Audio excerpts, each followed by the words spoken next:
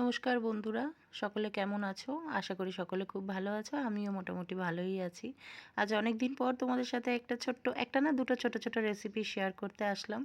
যদিও আমার থেকে ভালো তোমরা সকলে রান্নাবান্না করোই, তো তবুও যেদিন খুব পছন্দের খাবার বানাই সেদিনই তোমাদের সাথে একটু শেয়ার করি। আজকে ছেলের বায়নায় একটুখানি সাদা পোলাও বানিয়েছিলাম, বাসন্তী পোলাও বানাইনি। আর ফুলকপি আলু দিয়ে চটজলদি আমার নিজের পছন্দ মতো একটা রেসিপি বানিয়েছিলাম। এটাকে কি নাম বলে, কি নাম দেয়া যায় আমি কিছুই জানি না। আমি আমার মতো করে বানিয়েছি। তবে যেমনই বানাই না কেন, যেভাবেই বানাই না কেন, খেতে খুব টেস্টি হয়েছিল, ছেলে বলেছে আমাকে। আর তার জন্য দেখো ফুলকপি আলুটাকে আমি ভেজে নিলাম আর একটা মশলা বানিয়ে নিচ্ছি।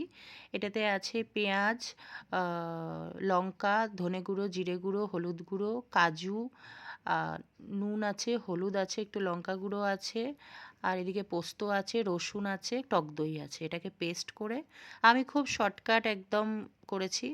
এই ভাজা ফুলকপি আলুটার মধ্যেই মশলাটাকে দিয়ে একেবারে কষিয়ে জল ঢেলে বানিয়ে নিয়েছি। কারণ কি, তাহলে ওই যে বলে না ওয়ান পট, এটাও আমার আজকে ওয়ান পট তরকারি হয়েছে।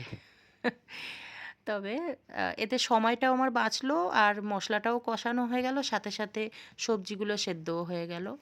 আর বেশিক্ষণ সময় লাগলো না। আবার সেই ফুলকপি আলুটা ভেজে তুলে রাখবো, আবার মশলা কষাবো। অনেকটা আজকে খুব দেরি হয়ে গেছে। সকালবেলা 9টায় ঘুম থেকে উঠেছি, সেই জন্য আর তাড়াহুড়োতে এই দুটো জিনিসই বানালাম। তো দেখো আমার মশলা কষানো হয়ে গেছে আর জলও দিয়ে দিয়েছি। মোটামুটি ভাজা মানে কষাতে কষাতে আর ভাজার পরে মোটামুটি ফুলকপি আলু সিদ্ধ হয়েই গিয়েছিল।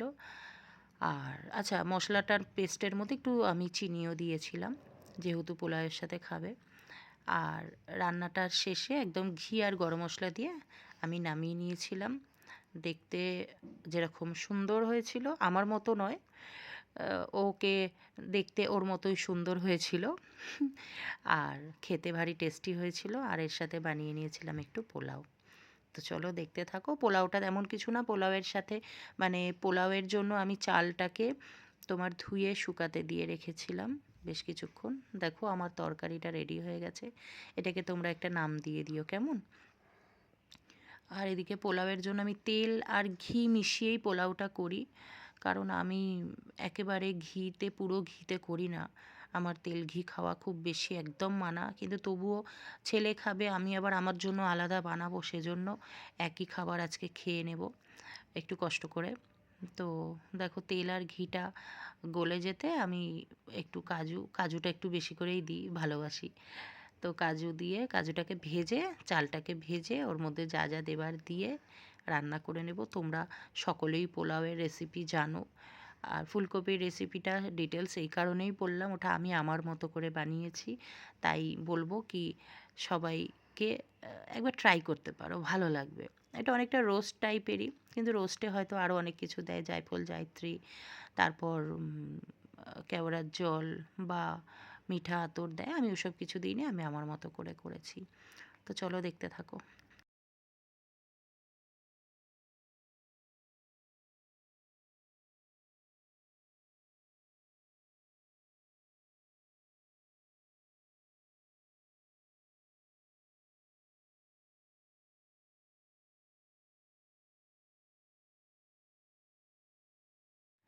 দেখো আমি চালটা ঠিক ট্রান্সপারেন্ট হওয়া পর্যন্ত ভেজে নিয়েছি।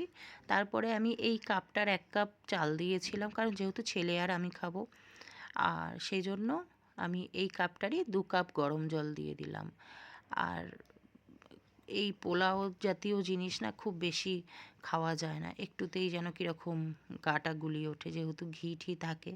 আমি এমনিতেই অনেক দিন এই সমস্ত ঘি তেল খাওয়া বন্ধ করে দিয়েছি, তো সেই জন্য। তো যাই হোক, এটার মধ্যে একটু নুন, একটু গোলমরিচ গুঁড়ো দিয়ে আমি এখন এটাকে দমে রেখে দেবো।